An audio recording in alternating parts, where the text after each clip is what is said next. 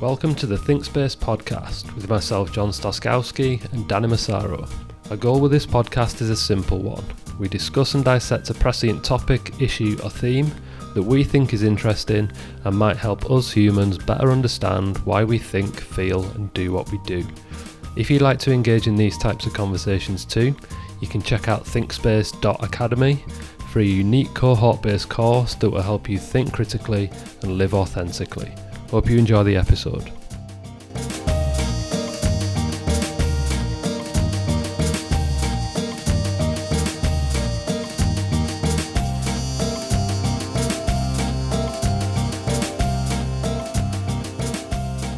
Right, so this episode, Danny, yes, we're going to be talking about one of our...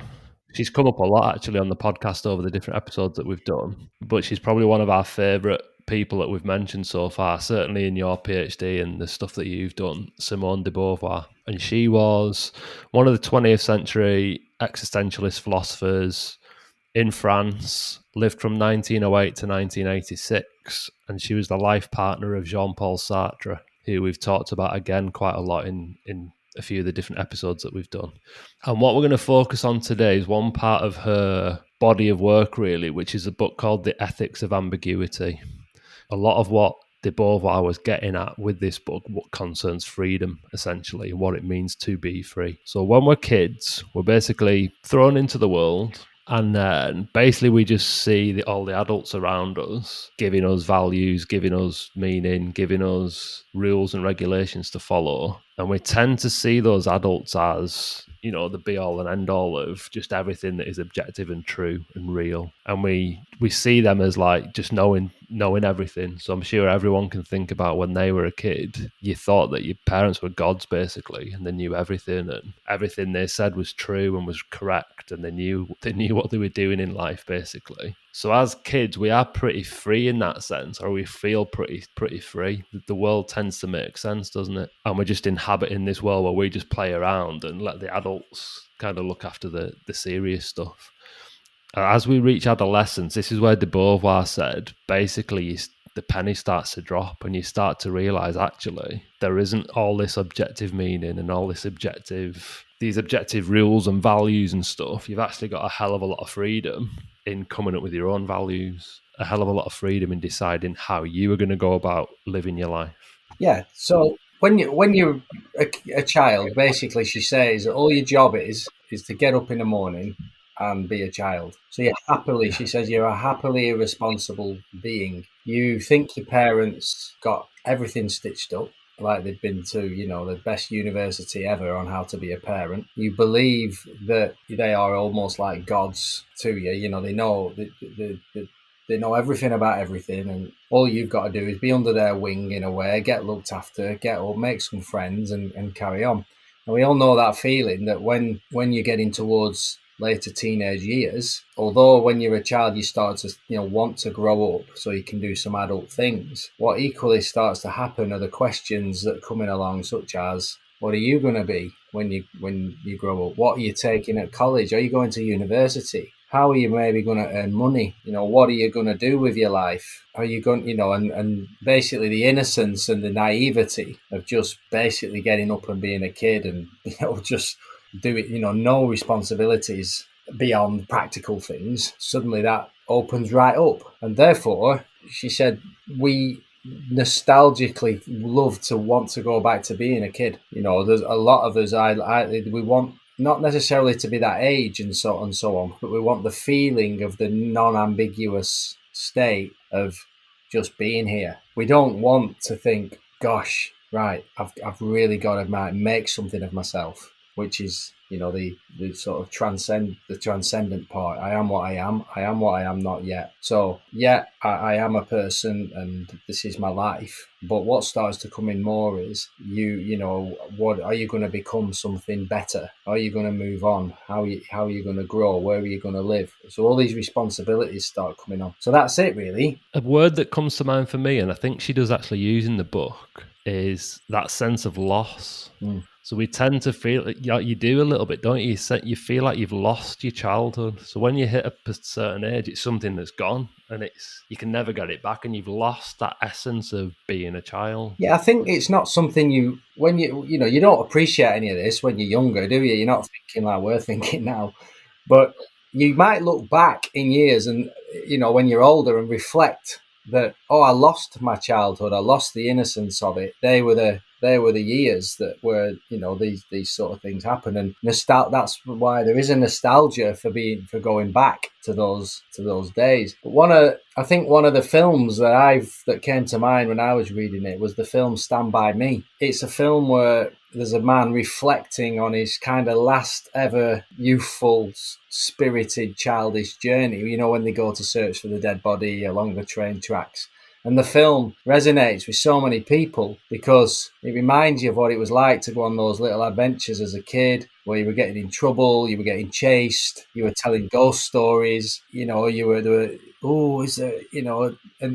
it was almost like that film, as they conclude it, was like the last time those boys did it. So it was a poignant moment for them because it was like after that, when they all said goodbye to each other, it was almost like they didn't see each other much again. They went to college and that was the end of their youth. And that's a good, I always think of that bit, those moments where really, your future opens up really, really dramatically and it needs filling in. You definitely see, or certainly I do, it feels inherently like a simple time, doesn't it? When you think back to so if I think back to summers at school, and it just felt like your days were just brilliant, packed with stuff, but it was such a simple time. It was like, get up, right, it's sunny, what am I doing today? And it was, you had choice, but it was very simple in that it's like, eat at certain times, make sure you had your bike, make sure your mate knew what time you were coming round to meet them, and then we were doing whatever. It was a simple time, wasn't it? But I think when you think about it now, when we're talking about it this way, it was just simple in that we didn't have serious choices to make, did we? Am I going to have a donut with my lunch, or am I going to have a pot noodle? One of the lines I have underlined in the book, my copy, is he can, if he likes, be lazy. His whims and his faults concern only him. They do not weigh upon the earth. They cannot make a dent in the serene order of a world which existed before him, without him, where he is in a state of security by virtue of his very insignificance. He can do with impunity whatever he likes. He knows that nothing can never happen through him. Everything is already given. His acts really engage nothing, not even himself. That's great writing, I think. And it's like, you don't think you're significant. You don't think the world really could ever change because of you. You're not political. You're not, when you see a young kid who is political and opinionated and all that, you just think, shut up. It's like, you're too mature. You're not having a childhood. You're a kid. Be a kid. You know what I mean? And it's like they've copied being mature. Now, the irony is that, why do we actually need to lose that? Why?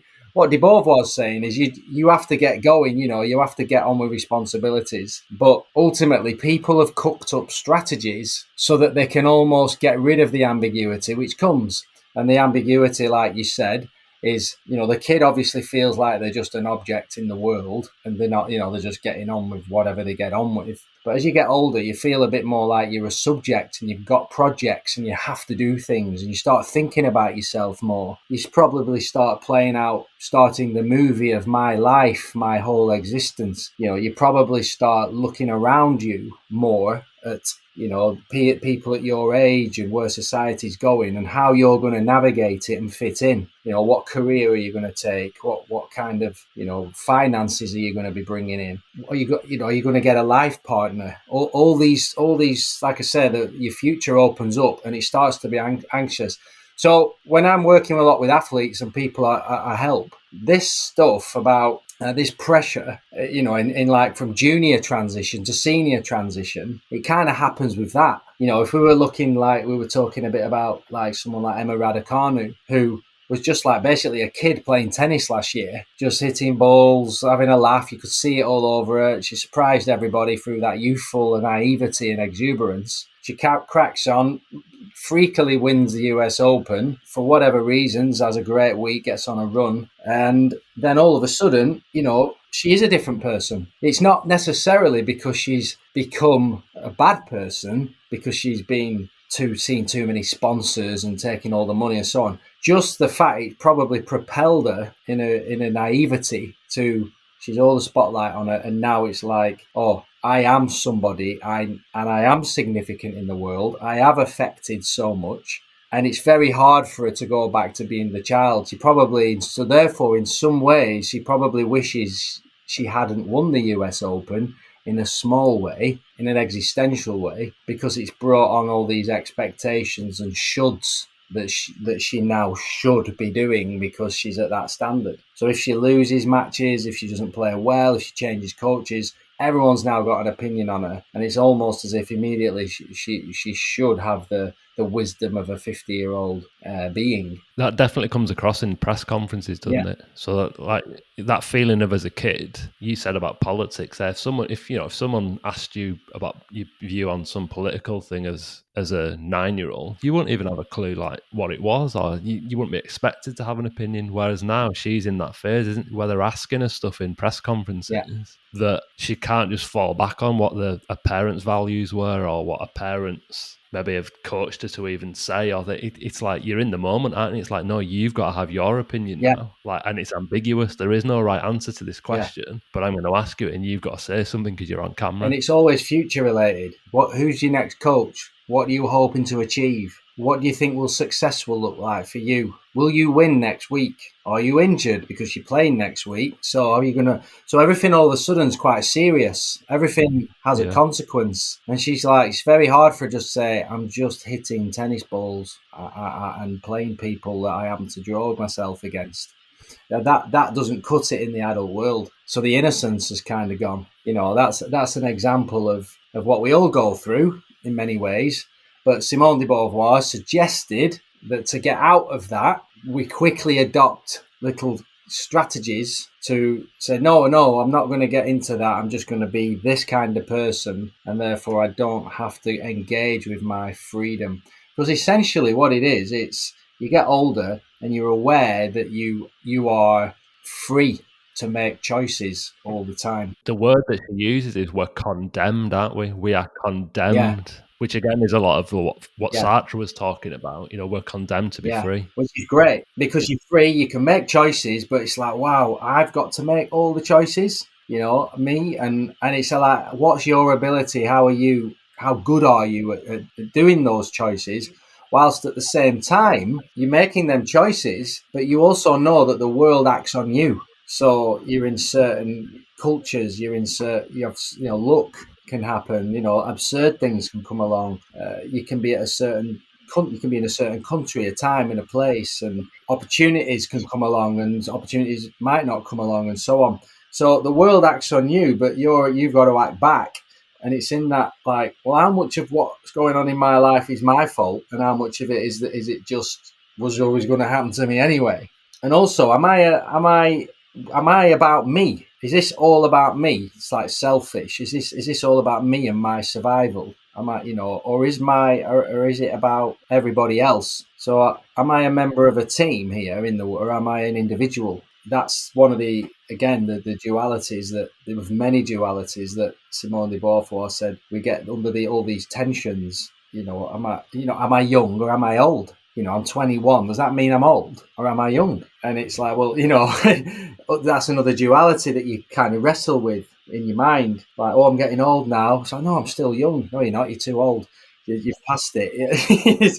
So these dualities play on you. So she was quite perceptive, because she was onto these background existential sort of everydayness feelings that you kind of have. And when I work with athletes as well, when I bring these types of things up with them, they've never thought about them consciously, but they're like, wow, yeah, that's exactly what it feels like. But they haven't learned it at school or anything like that. So you can help people just by making them aware of it. Yeah, you're going a little bit nuts. You're a bit under pressure. Life's not quite as simple as it was 3 years ago. You're feeling a little bit like, whoa, and you're trying to avoid it by maybe just going on an endless holiday or hiding in university for 10 years. or doing a gap year, or what, you're probably trying to you're trying to shut out that big existential future that's opening up that you have to fill in meaningfully. So you've done your degree, now you've done a master's, fine. Like you're going to have to go into the world at some point. All right, you're having a year out. Oh, you're doing a year teacher training. That's another guest pass. Another free pass for a year. But eventually, you're going to have to be in the big wide world. What are you going to do with no story to say? Oh, I am just this. And this is where it gets interesting, because this is where de Beauvoir says, right, one of the first thing that people do to try and escape that is this. And she called that the subman, didn't she? Yeah, so this is very much part 2 of the book. That again, short chapter. It really focuses on this, and this is where she presents these 5 different ways, or 5 characters, really, that people use to try and deny this freedom that they've now got. So they've gone through childhood, they realise, God, I've got all these possibilities ahead of me now, and it's really ambiguous.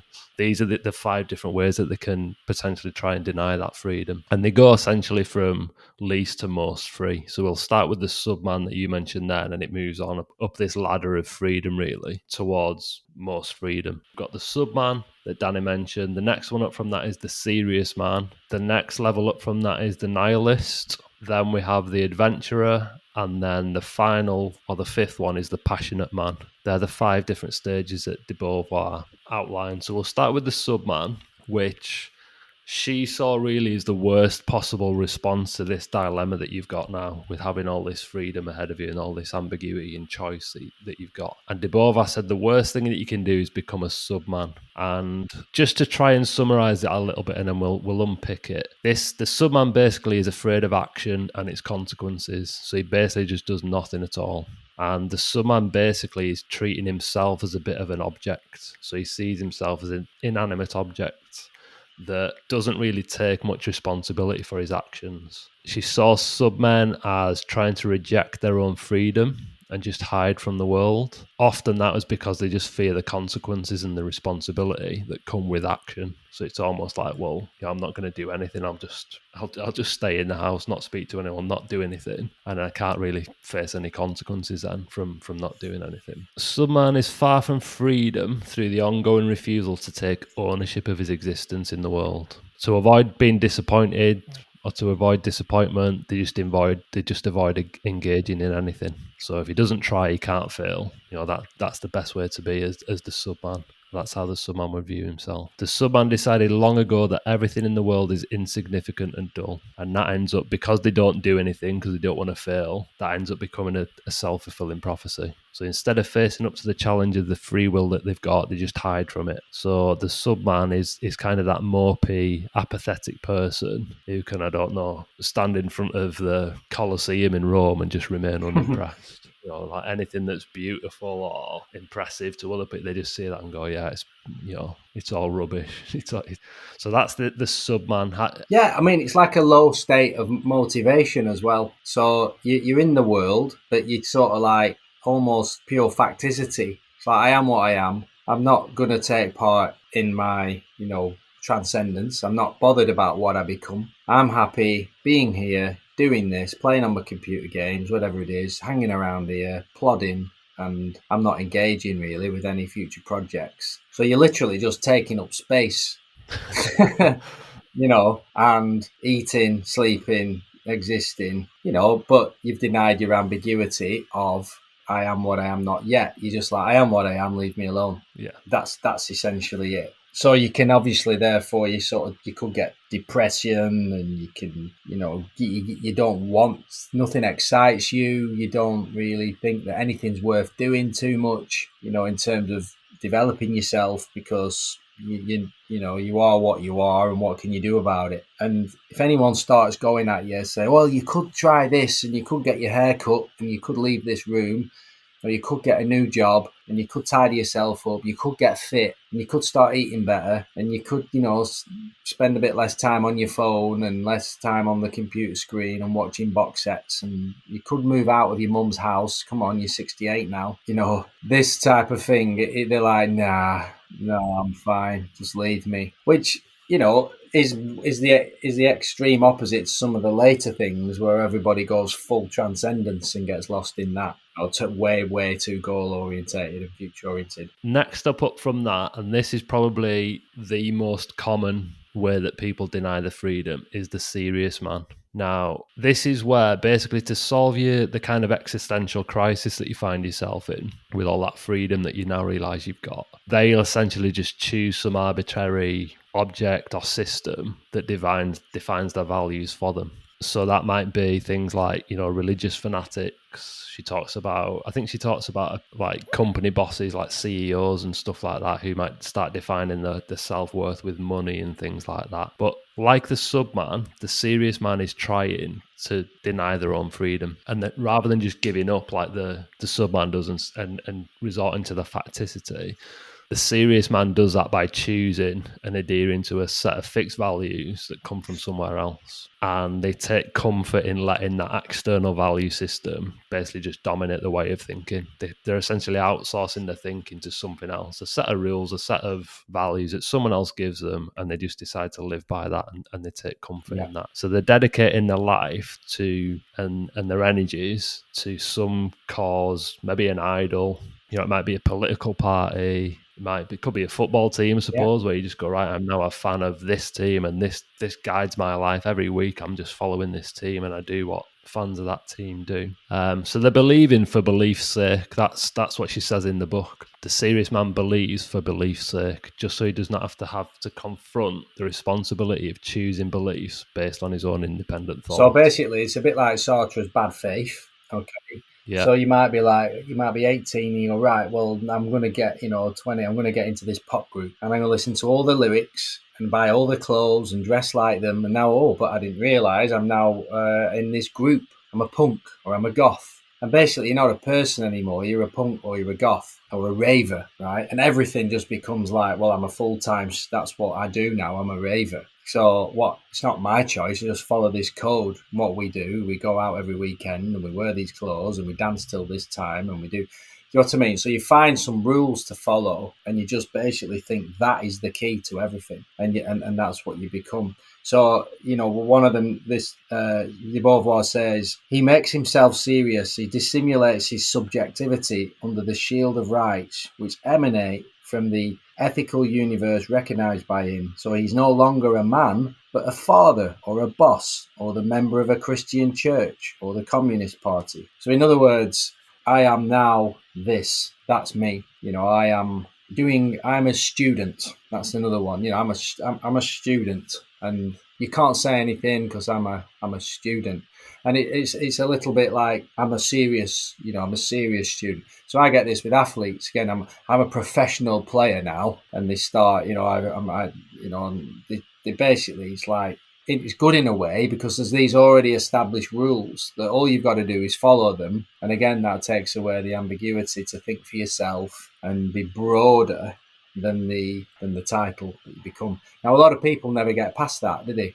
They'll be there. I am an artist. I am a teacher. I am, me, I'm a stay-at-home mum, and it's done. I'm doing it in that serious tone because that's what it's like. The flexibility isn't there to actually maybe, well, I am a bit of that and I'm a bit of that and I do that, but I'm not really, it gets rid of the ambiguity because you become a staunch representation of those rules. And it's kind of an easy life, really, because all you've got to do is be that. And I think that because those constructs really are exterior, yes, a key part of the serious man to me is they essentially believe that those constructs are universal. Yeah. So it's like, you should think that way as well. You should believe this and you should value this as well. They take the subjectivity for other people out of it. So it's like, I'm a conservative voter. So the values of the Conservative Party or the Tory Party are this, and everyone in the country should, this should be universal. They should be in government and everyone should believe the same things and value the same thing. Yeah, it starts off like, I'm not eating chicken, I'm not having meat, I'm not, and then all of a sudden they're like, you're on a march, a veganism march, and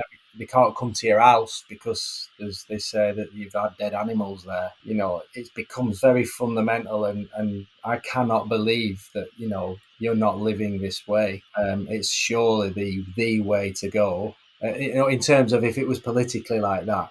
But in other ways, a serious man is like if you were a teacher and you had a certain method of teaching, right? You would be like all teachers should teach this way because this is ultimately the way. This is what teachers are. This is this is the way to do it. And whereas we get later on, so you can be quite passionate, about something, but you don't think that it's for everybody. But it can still be a bit of a trap, and that's the serious person. And I think we all know people like that, and we can also recognise it in yourselves. So I think these caricatures, it's not like you're in them all the time. You sort of can float about into them and back and forth, but you kind of probably hover in one, a bit like we used with Nietzsche's episode last week.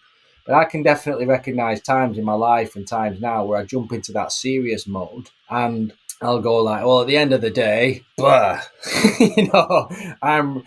everyone should be doing this, and it's like, whoa, I've gone back into my like mode there, a serious bit. And again, I always obviously talk about players and athletes when I recognise that they've gone a bit too serious and stuck in, I'm a professional athlete and this is what professionals do.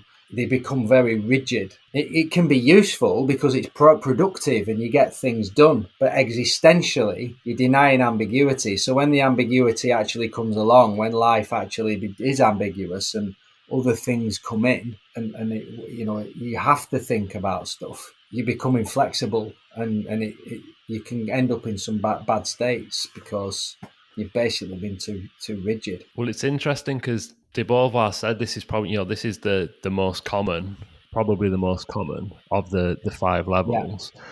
And she was essentially saying that this almost guarantees you a life of unhappiness. Yeah. You're basically in for a time just perpetual unhappiness if you assume this role of the serious man. So she says in the book, everything is a threat to him, since the thing which he has set up as an idol is an externality and is thus in relationship with the whole universe. And since, despite all precautions, he will never be the master of this exterior world to which he has consented to submit, he will be constantly upset by the uncontrollable course of events. Yeah, that's it. And it does, that resonates with the current, the way society is at the minute. There's a lot of anxiety, there's a lot of depression and mental health issues going on in a lot of people. And, I don't think it's a coincidence that a lot of people have assumed this role of the... This was another great bit. He keeps himself from existing because he's not capable of existing without a guarantee. Proust observed with astonishment that a great doctor or a great professor often shows himself outside of his speciality to be lacking in sensitivity, intelligence, and humanity. The reason for this is that having abdicated his freedom, he has nothing else left but his techniques. In domains where his techniques are not applicable, he either adheres to the most ordinary of values or fulfills himself as a flight. The serious man stubbornly engulfs his transcendence in the object, which bars the horizon and bolts the sky, and the rest of the world becomes a faceless desert.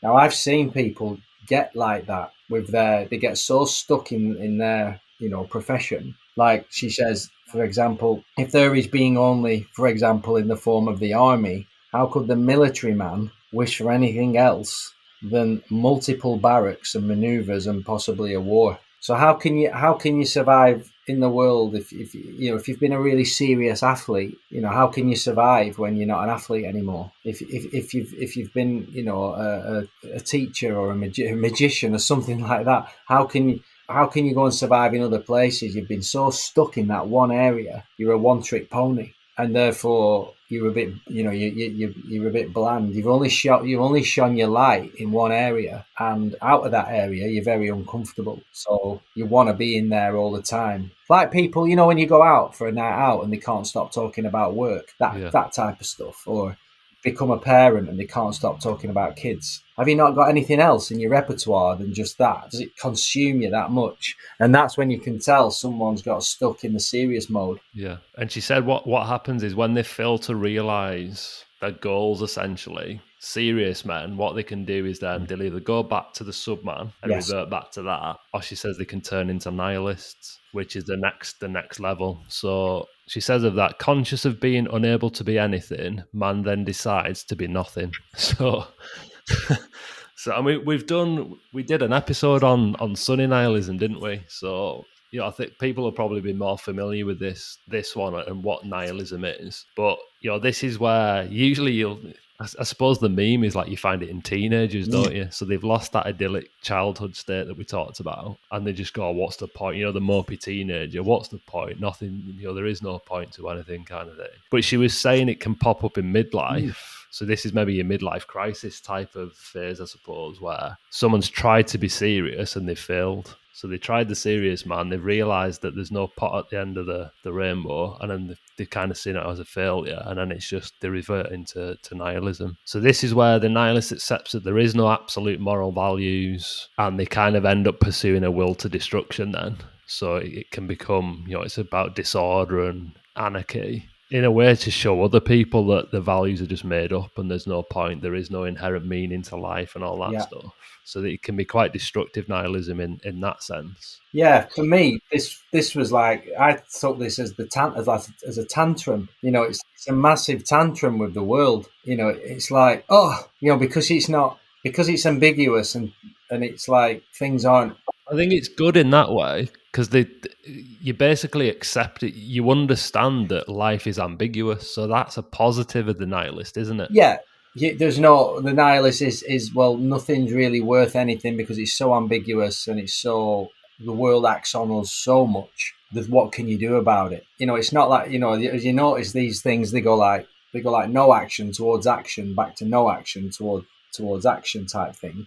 And I think that the nihilist tries to deny the fact that they can actually make a difference. The nihilist likes to go, well, like unlike there's energy there. It's not like the Subman where they completely give up, but they kind of actively go around being like, destroying. Yeah, I'm just going to be causing a bit of anarchy and telling everybody that nothing means anything and bringing everybody else's projects and where they live down, poking holes and being high at the high end of skepticism and the high end of cynicism, but actually, denies that there is a point to life, that you do still have to take part.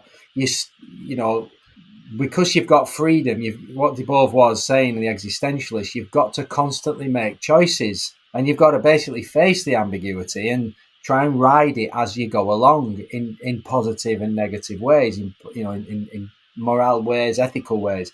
But the nihilist is like, no, I ain't doing that. I'm basically, the whole world's this can happen and this can happen. And you're foolish to be optimistic in some ways because it's all a load of rubbish and there's not a lot of meaning in anything. So it's kind of like it's not depressing as in there's no energy depression like the Subman can get, and really apathetic. It's almost like a tantrum with the world. It's almost a bit angry. It's almost it's like a fun pointlessness. And it's like you like bringing people down and prodding and provoking. You kind of give up, but the problem with a nihilist is you're still here and you've still got to deal with yourself. You can be as nihilistic as you want. And I love catching a nihilist who actually ends up finding a little bit of fun one day or a bit of love or a bit of meaning. Is that not where the adventurer comes in? So De Beauvoir basically says, in no uncertain terms, the nihilist can basically, it's like, well, if you think that, you may as well just give up and commit suicide. Yeah. If you're at that point, or like you've just alluded to there, it's like, no, you can become the adventurer. So the adventurer is almost like that upbeat, optimistic version of the nihilist. Yeah. So they recognize the ambiguity, and rather than rejecting the freedom to live it anyway, they grab it and go, no, I am going to live then. So it's ambiguous, but I've got the freedom to choose. So I'm going to crack on and do what I want to do now and kind of live the life I want to live. So that's the adventurer that she talks about, where they still know that there is no real kind of ultimate meaning to life. They're a bit more hedonistic, I suppose, aren't they? They just kind of embrace it and go, right, whatever I'm into, whatever floats my boat, what makes me curious, what are the opportunities that I've got in front of me, and they just kind of dive into it a little bit and embrace that aspect of existentialism. Yeah. And this is akin to, really, so the episode that we did on Nietzsche's The Camel, the Lion and the Child, this is almost on a par with Nietzsche's child stage in that 3-stage model that he had. So de Beauvoir says, the adventurer, he throws himself into his undertakings with zest, into exploration, conquest, war, speculation, love, politics, but he does not attach himself to the end at which he aims, only to his conquest. He likes action for its own sake, finds joy in spreading through the world a freedom which remains indifferent to its context. So it's all about projects, isn't it? It's just embracing your freedom, right? What are the projects I want to get into? What makes me want to get up on a morning? And they just go full steam ahead and crack on with that. And de Beauvoir was saying that the adventurer is actually quite close to that genuinely moral attitude where they're just embracing life and they're the captain of their own ship and they're getting on with it. Yeah, and she says that whether the taste for this adventure appears to be based on the nihilistic despair, as to get away from the despair of nihilism as well, oh, let's just go and have some bloody fun, right? Or whether it's born directly from the experience of the happy days of childhood, like, right, I want to be adventurous and get back to being a kid. Yeah. And just go, I'm going to just go for things and take risks, and I'm going to go after my pleasures, really, and my desires. It always implies that freedom is realized as an independence in regard to the serious world. Basically, that it's a selfish thing, though. It's kind of like the adventurer denies the ambiguity by going full on selfish, and it's like Nietzsche's Übermensch. It's like the world's tricky, the world's this and that. So, basically, whilst you're here in this very short period of time, go and grab what you can, and in some ways, don't care about other people, because they do it to you, and more fool you if you're not the first to go. So why be loyal in relationships if you want to go and sort of go and spread your wild oats and you want to go with loads of different people? Go and do it. You're only here once. It's about you anyway, and it's about your existence. So I've seen this with business people who get rich and they start making money. They start to really they're adventurous. They buy yachts. They go to nightclubs. They have girls around the world. They do things. They go skiing. They do loads of projects. They basically turn into like a big kid again, and it's all in the adventurous spirit. It's making money, spending money. Bulldozing around, and it's very highly attractive because you look at it and you think, wow, there's almost like a kid with money, someone who's actually doing things in the world and going for stuff, and a bit of free abandonment, but ultimately, like if it was a father, as much as you wouldn't want to be a serious father and that's only your job, it's equally, you wouldn't want to be a father that's never there because they're always off putting themselves at the absolute priority all the time. And that's what she's getting at. It's like these kind of action hero figures, these that go off on their own adventures for their own sake. And she said that you're not really helping other people doing that. And in that sense, she was actually really quite critical of Nietzsche, and his notion of the child, and everyone should be aiming for that, and then ultimately becoming Ubermensch or Overman or the Superman, the different ways you can term it. Because you are, as the adventurer, you're trampling on other people's freedoms for the sake of your own enjoyment, which to de Beauvoir meant, well, you're still not free. You can't possibly genuinely be free unless you also will the freedom of other people. Yeah, I've come across adventurers, and they're always like, what are you doing though? They almost blame you for not being ambitious enough. Oh, you must have got a boring life though. Oh, is that all you do? You should be doing this. You should go on to this. You should be, because that's what they think life's all about. That. So obviously it's good because they're filling up their existence. They're filling up this future we talked about with loads of projects and loads of things. But underneath the surface, they are quite selfish people. Probably find it hard to settle down if it's happening in your 20s. If it's still going on into your 30s and 40s and 50s, there's probably some issues there, because ultimately you are an individual, but you do live for yourself and you live for others. So you are an individual and you're part of a system as well. You won't get very far in the world if you couldn't connect with other people. The trouble is, when you've got loads of money or you've got a lot of power, people will just serve you and support your adventures anyway because they're feeding off you. So possibly true connection there, doesn't necessarily sort of exist if you're sort of paying all your friends to be your friends. it's not the same, is it? As genuinely having friends. She links it as well to oppression. So remember, again, the time it was written, post World War II, etc. She's looking at, how these dictators and tyrannical regimes can take power. She did see it as if you're just this adventurer and all your freedom is being had at the expense of others, essentially you are being oppressive. You are participating in oppression. So it very much is, it's selfish, it's hurting others to achieve your own fulfillment. And for De Beauvoir, that just doesn't work. It's not, it's good that you're recognizing there's no absolute ready-made values and then you're taking advantage of that and you're kind of pursuing personal projects, but ultimately Yeah. you're not a genuinely free Yeah, she person. said his fault, the adventurer's fault, is believing that one can do something for oneself without others, and also that he knows since he talks about himself a lot, often in books, or magazines, that they have a real need for approval, but ultimately are forgotten and detested deep down by others for being selfish of their own existence. And Yeah. perhaps without his knowing it, it seems so precious to him life seems so precious to him because of others, but never comes to realize that. So, you know what I mean? It's like while you're busy fulfilling yourself and your own little my needs and my ambitions, my pleasures, my moments, you're actually, what you really, really would be wanting underneath is to be connected to people. But you've isolated people because you've trodden over them in a way, whether that's through not being around or giving them time or putting their needs before your needs or helping them. This is where she started to criticize the adventurer that way.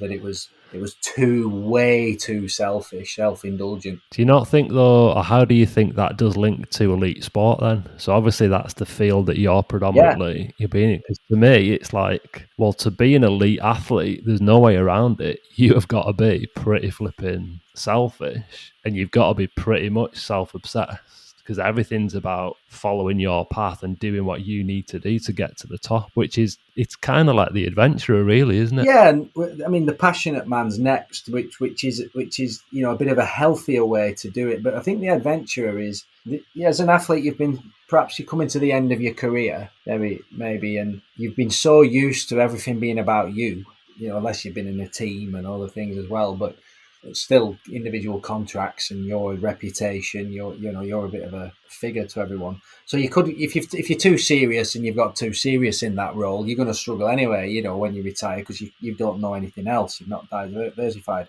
So if you've become an adventurer and you've dominated and you've spent your money and everybody likes you because you're quite, you're famous and you do this and you do that, then when you retire, it should almost be like a natural thing where then it's like, it's not about me anymore. But if you can't make that leap, if you're looking for that one last big victory to get that adulation again, as long as I'm a professional, everybody looks after me, they all serve me, and I can do what I want and I can make demands, and even emotionally, if I win, you're all happy. If I lose, you should all be sad. I see a little bit of that, in sort of from the outside looking in with someone like Andy Murray or something, where he's obviously still playing tennis and he looks like he really wants to do it for his own reasons, like he did when he was 18. There doesn't seem to be any kind of like, oh well, I still play a bit of doubles and I've got other things to do now. I'm looking after my kids and setting up a few things. Now they might come in time, but at the moment it just seems still stuck in like it's all about me, my winning a tennis match. And I see that with players. I see it when they're coming to the end of their careers. If they've been a bit too off believing their own hype and too looked up to, and they've nothing, no other strings to their bow, and that's all they've ever been loved for in many ways and known for. They've been a bit of a leader because they've been, pushing the boundaries a lot. Then they're not very comfortable with things not being about them anymore. So they kind of hang on as long as they can. And then even might then when they start become some sort of controversial kind of character. So it still kind of has to be about them, even if it's bad news. You know what I mean? It's like they don't kind of grow Yeah. old gracefully in that way and like transition out of everything being just about them. Well, I texted you earlier about, there's a documentary about Jordan Henderson, the Liverpool Right. captain, that I said, and it's interesting because I was very much watching it thinking he is like ticking the boxes of the passionate man.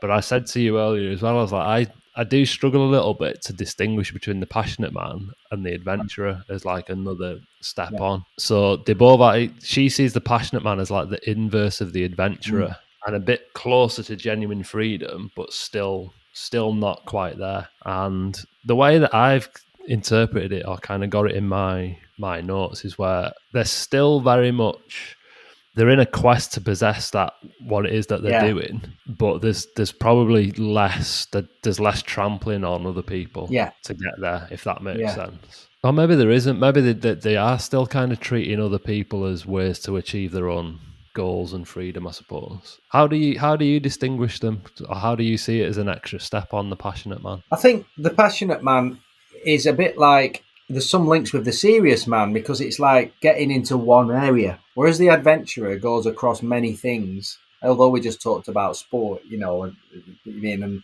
that's where, But then maybe project to project, whatever like yeah, shines brightest at that moment, they'll jump yeah, to that, adventurer right? seems to be like, let's just get out in the world and be an adventurer and get into anything. Let's do it on my terms when I want to do it. And they're sort of here, there, and everywhere. So that's where it is a bit like the sport thing was a bit difficult to say because, like, someone like Andy Murray is only into one thing. So he could be more of a passionate man because the passionate man is where you are, you're not, you're not serious and like the whole world should be a tennis player. You're just into your little project. So I'm really into, for example, say I'm really into my squash or whatever. Right, okay.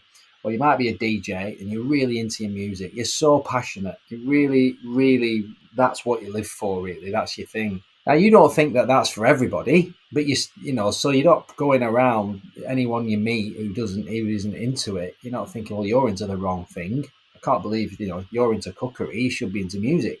So the passionate man still goes after projects, and in a way, it's like a golden cage. It's gold, it's shiny, it's passionate, it's great, but ultimately, you are nothing without it. You've gone so deep into it. You could be an academic that's so academic that you can't be not an academic. You can't just go and do other things. So it's like something takes over you through the passion. So you could, that can be anything. You can get in, you can get into something like you could do a PhD, and it just basically takes over. You're passionate about it, you love it, but that's where it could consume everything that you do. So that's the thing with the difference. But I suppose that the main difference then is that they at least appreciate that passion is subjective. So just because Yeah. you're into squash doesn't mean I have to be into. You can easily appreciate that I might think squash is Yes. ridiculous, and that doesn't bother you, or you don't. No, you're not. You don't think it's the best thing in the world. You just think it's the best thing for me. So you're Yeah, a bit obsessed with it. You now that can be useful. At least you have a passion. But can you see how it narrows ambiguity down? If you're into your fishing and it's all you ever do, you buy fishing gear, watch fishing programs, go fishing all the time. It's like, well, you are denying life's ambiguities because you filled it up with just this passionate one thing, and that could be a great way to live. And that's it. But de Beauvoir again, his criticism was that that's fine, but you're still not accepting that you can't just go and hide in that all the time. There's a broader, more ethical, moral life is to do something like that, but also leave room for other people. So it might be that you were a fisherman, that you're into your fishing, that you open up a youth club for young people, or you become a member of that. And then because you open the youth club in fishing, then you might open a youth club in your local community just to help kids. She would then say, well, that's diversifying a little bit more, spreading your wings, helping society a little bit more where you can. You still have a passion for the thing you have a passion for, and it really floats your boat, but it doesn't own you. It doesn't if you can't do it for about 6 months or whatever because of lockdown or whatever, you're not like shriveling up in your house like, I can't live because I've not got my fix. It's like, well, okay, time to do some other things. I'll always have a passion for that, but I just can't do it at the moment, so that's okay.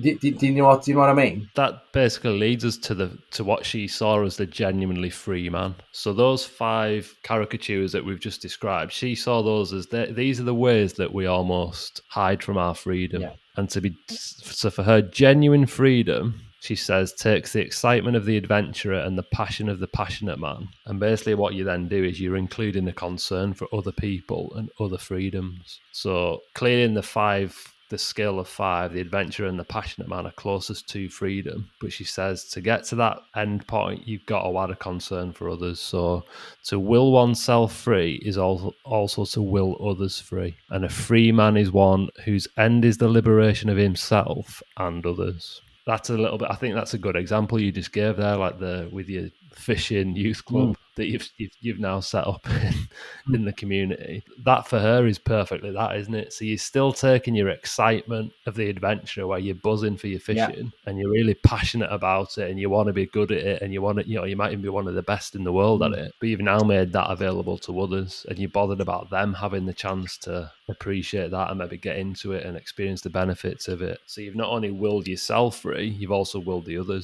other people free at the same time. And that for de Beauvoir was genuine freedom. Yeah, and that's that recently, like we said, become a dad, and I'm passionate, I'm enthusiastic, I have my projects, I like doing things, but I've noticed that now when for me becoming a dad, it's like realizing that not everything is just about me first and my needs and what mood I'm in, how it's going to affect me. It's like, no, the first and most important thing now is really his freedom into the world, his journey in. I'm secondary slightly to that. He doesn't care. He's a child. He still thinks you're a god. He still thinks everything you say is right and true. That's yeah. I know. He's not bothered, is he? But it's a strange feeling, because it's like, being an older sort of parent as well, like being 47 and getting that at this point. I have led quite a selfish life, really, and I've probably been the passionate one, really, the passionate man, I'd say, and the serious person as well at times, but mainly that. Never really, not so much the adventurer, maybe elements of it. Never really been nihilistic, never really been the sub person. I've always been out there trying to get things going, but definitely the last 20 years, passionate and so on. But ultimately recognizing and getting a sense that it's always about me, and how it ends up, affecting me. And I'm not going all communal. I'm definitely not setting up youth clubs and all these things, or being all suddenly as long as other people are happy, I'm not bothered. But I've just felt a little move towards that. Like, it's kind of like acceptance as well as things of that the world acts on me. So there's almost like, let's not want control of everything all the time. I think all those caricatures are so frightened of the ambiguity that you try to act on the world. You try and control the world all the time, every little angle.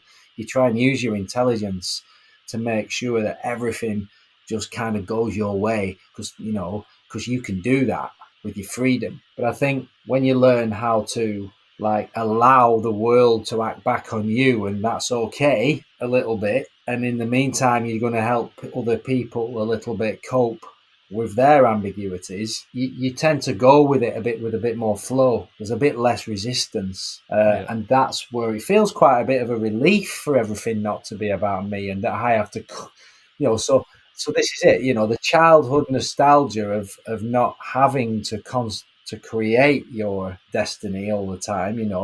Maybe I do, and I'm feeling elements of that, the nostalgic child feeling again, because maybe I am realizing I am small and irrelevant after all. Do you know what I mean? And maybe that's a nice feeling. Maybe it is in some ways the dissolution of the ego or whatever it is, and maybe it is, we're all going to need each other as we're getting older. So it's not a calculated move like, shit, I better start helping people because I'm going to need to be helped. But I can definitely see that with Leo. So as a parent or as a father, because it's interesting, de Beauvoir and Sartre never had children, did they? So it's quite interesting that she, ended up getting to this point and thinking this and writing about it, not having kids. Because I can totally see it as a dad now, how you would almost, it just makes it clear, and you can put that energy into Leo in a way, I suppose. Because it's like, it's not just all about me. I've got someone else who is literally reliant on me. Yeah. I've had my fun. I still love having my fun. I want to win things. I want to do things. I'm still buzzing. I don't like that to go wrong. I want this. I can still be moody, blah, blah, blah. But I've had my sort of adventures, if you will, my passion and all of that. I'm still going to be my personality, but it's not just about me anymore. And that's a relief. That's like a nice kind of like letting go. So that feels a little bit more like the child, actually. It's like there is ambiguity in the world. You can't control everything. I wish you could, because, we'd all want that. But I could get ill. Could you bad things could happen. Things won't always go my way. I'm not going to be a perfect person. I'm not going to write a Nobel Prize type level thing. I'm not. I've done a lot of good things. I've done a lot of bad things. I'm mediocre. I've just. I don't think I'm that special. Whereas I think when you're coming up through your years and you're ambitious and you're serious or whatever it is, all those things, I think you're always trying to deny the ambiguity by getting control of your situation. And this is where Simone de Beauvoir's book, this book in particular, and these things, of all the existential stuff I've read and all the podcasts we've done so far, this is the stuff I use the absolute most with players, even though they don't know that I'm using it with them. I'm kind of can tell where they've gone a little bit, and I empathise with them. I know that they got too serious, or that they're getting nihilistic, or that the passion's taken over them, and they can't see anywhere else. So I try and direct them back into a more for others balance at times. In other words, I try to help them get over themselves. You can get stuck up your own backside pretty quickly, and rather than having to go to a spiritual retreat, for 3 years and live in a forest or whatever, or a monastery, I just try and constantly help them in subtle ways to help them get over themselves and to help them appreciate themselves and to almost get them back to the child. But they'll never, you can't. I appreciate that they've got all this ambiguity on their plate, and they think they're a good player, then they think they're a bad player. They think they're past it, but then they think that they can still do a lot in the future. They think they're really a good. They think that they can improve certain elements of the game, but only so far. And they think that, so there's all these tensions going on. They feel like they're optimistic and yet they're pessimistic. There's all these dualities going on all the time, obviously as well by the nature of winning and losing and all the moods that are going on in life. So we always have good days and bad days as well, and based on those days and things happening, that can always change the way you feel about other people as well. And so it's complex. It's not like you just exist in these caricatures and that's it. But by understanding them and listening to this podcast and going and investigating it yourself, you can give yourself a little bit of an understanding about the sort of tricks that you get up to try and make yourself feel better. But de Beauvoir was ultimately saying, never forget to get over yourself a bit and will the freedom of others. It's always nice to be a nice family member. It's always nice to do things for people. It's always nice to not think that you are the center of the universe all the time. So I will say to players a lot, can we just have a few days where you are not the star of your own life movie and what's going on in your film? The story of me and my important life. Can you just jump out of that for a minute and just be of service to other people? It really helps people. And I think when you watch The Jungle and people, when they go off on these adventures or retreats and they go into like even the television, I'm a celebrity, get me out of here. They're always confused about why they've had such a good experience in such strange, squalid conditions. And I think it's partly that they've had to just become a bit of a jump out of their personality, the role, their external role that they built up. They're normally celebrities, so they're probably serious or passionate. And they basically got flatlined back to, we're all the same and we all need each other. And I think it must be liberating and freeing to just be accepted and to help other people and just to be enjoyed, because you help people basically and they basically help you back. They're not the role anymore. Like Mo Farah, when he went in, he wasn't Mo Farah, the gold medalist. It was nice to mention it now and again, but ultimately he's a guy called Mo who has to bring the water every day. Well, that must be why they can get through the ridiculous challenges, because it's like, I've got to do this so that the group can eat that night, isn't it, usually? They're willing to put themselves through brutal, stuff that you would never do in a million years in your everyday life. Yeah. Yeah, yeah, because there is a thing that ultimately, for a lot of people, motivation, you'll do more for others than you will do for yourself. We see that a lot and not that that's necessarily a good thing. Still think you've got to live for yourself. This, this isn't. De Beauvoir was saying the way out of ambiguity is to go full on for others all the time. It's still you're still for self and you're still for others. But she said just what most people do is most people go into the selfish, self-indulgent, and they can't get out of their own heads. They're thinking about their own problems all the time. So possibly a lot of the well-being issues going on are basically people overthinking their own importance, their own existence. It's like, there's not just that, but just a general thing might be that, yeah, you're not having a good time. It's not really about me, is it? All the time, it's about other people as well. They need me. I'm part of a group. It's not just about what I'm experiencing. It's about how I'm helping people or making them feel, and that's cool.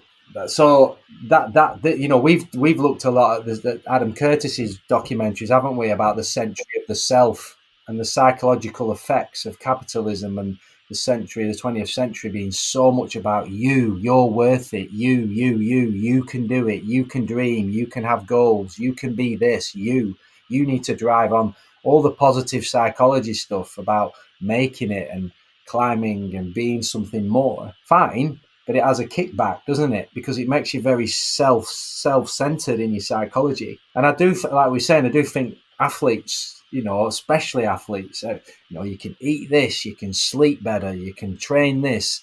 Everything's put on them to be, because you can be somebody, and it must be difficult for them.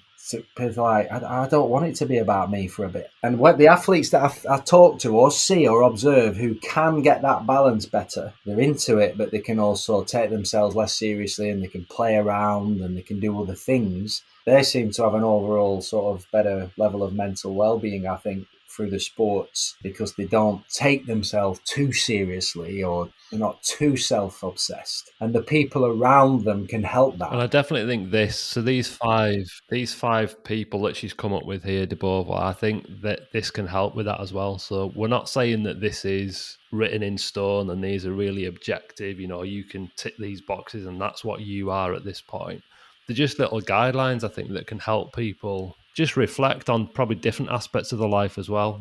I think you're right. These are quite fluid, so you're going to switch between them in different contexts, in different people that you're with, different stages in your life, so different ages, obviously. You're going to kind of move between Definitely them. different. But I think everyone could look at these, and I'd definitely recommend getting the book and reading it. Like I said at the start, it's pretty short. You can read it in an afternoon. She does write a lot more.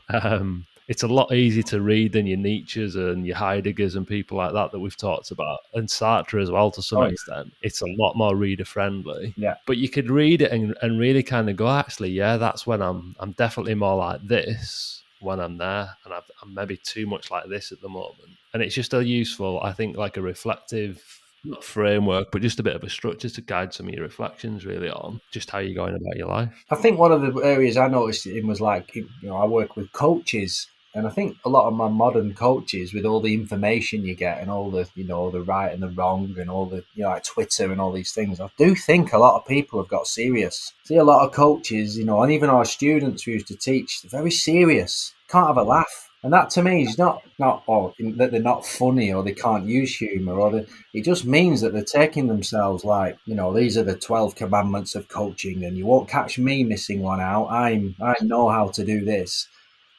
A lot of the academics that we see and know, and we see on commenting on Twitter and doing things, a lot of them are quite, I am right. This is right. And you're like, well, I get your argument, but it doesn't mean, just lighten up a bit, have a bit of humor around it. You're not necessarily, you're not necessarily helping athletes that you're working with, because they're already passionate and serious. They must be bringing that.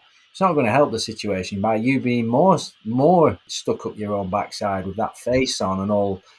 I think it's a job of a helper or a parent or teachers, coaches, to actually bring some lightness. I think that's one way you can help others. to bring a bit of fun and humour to kind of to just in the way you are. I think we can all be suffer from that of being too glum and strict. Well, I actually get that from another good thing about de Beauvoir is because she's a bit more contemporary. She was around until the mid-80s. There's Yeah, quite a lot of stuff on YouTube of her, so you can actually watch her on interviews speaking in English a lot of the time yeah, as well. And I got a sense from her that she has got a bit of a twinkle in her eye. yeah. She's fun. Yeah, She had that, but she didn't take herself too seriously. There's quite a bit of laughter in her interviews, and she'll mock herself as well in some of this stuff, and maybe stuff that she'd written in the past. So I got that from her. So even if you don't want to just read the book, I'd just have a search for her on YouTube and just watch some of her stuff, because I got that from her, a bit more light-hearted. Serious philosophy, but a bit more light-hearted with it, and she wasn't stood there going, "I am a genius, bow to my feet of the wisdom that I'm giving you here." It was very much like, "Oh well, yeah, I wrote that, and there's some good bits in it, but I don't know what I was talking about there. It was a bit funny, kind of thing." absolutely. And they were into the parties, weren't they, and so on. Those people and I do think that if you read At the Existentialist Cafe by Sarah Bakewell, that's a good little light-hearted read into these existentialists and what they were going on about and what they thought, and you get a bit of a biography as well about how they lived, and they were quite free-spirited, but they get their heads down. So yeah, it was they were living embodiments of what they were talking about as well. Yeah. I think that's a really important point when you're being a philosopher or you're trying to be philosophical. It's also how you are is as important as what you say, and that's if anyone listening to this is thinking, oh gosh, some of this is good, maybe don't go start telling everybody about it, but actually just change the way you are and act, and almost like let them know it through the way you are being, Live it. Yeah. rather than just ramming it down their throats, coming across as all intelligent. And all you've done is what we've done, which is just nick other people's ideas and pass them off as your own.